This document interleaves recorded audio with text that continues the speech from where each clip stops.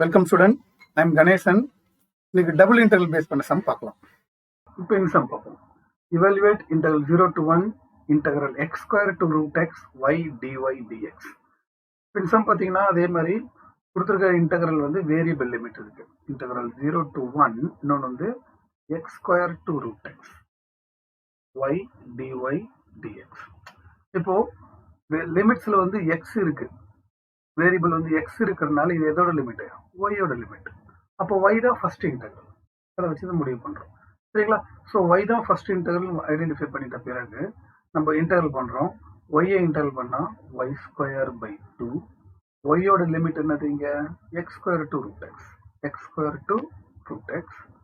Remaining integral with respect to X. ஒய்ல integral பண்ணிட்டோம். இப்போ ஒய்க்கு நம்ம லிமிட் சப்ஸ்டிட் பண்ண போறோம். ஸோ ஒய்க்கு லிமிட் சப்ஸ்டிட் பண்ணும்போது இந்த 1/2 டிஸ்டர்பன்ஸா இருந்தா வெளியில தூக்கி போட்டுருங்க. இன்டெகிரல் 0 to 1 பாருங்க, y ஸ்கொயர் மட்டும்தான் இருக்கு, 2 வெளியில போட்டுட்டேன். இதுல அப்பர் லிமிட் கொண்டு வந்து இதுல போடுங்க. ரூட் எக்ஸ் கொண்டு வந்து இதுல போட்டீங்கன்னா ரூட் எக்ஸ் ஸ்கொயர் பண்ணா எக்ஸ் மைனஸ் எக்ஸ் ஸ்கொயர் கொண்டு வந்து ஒய்க்கு போட்டீங்கன்னா எக்ஸ் ஸ்கொயர் ஆஃப் ஸ்கொயர் வந்து எக்ஸ் பவர் 4. ஸோ இதுதான் upper limit minus lower limit into DX. அவ்வளவுதான். Next integral with respect to X, எக்ஸ்ல இன்டெகிரல் பண்ணி எக்ஸுக்கு லிமிட் சப்ஸ்டிட் பண்ணுங்க.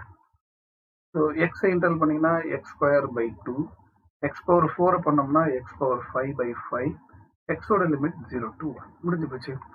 இப்போ 1/2 இன்ட்டு அப்பர் லிமிட்டை கூட சப்ஸ்டிட் பண்ணுங்க. 1/2 மைனஸ் 1/5. லோயர் லிமிட் போட்டீங்கன்னா அது 0, அதனால அது போட தேவையில்லை.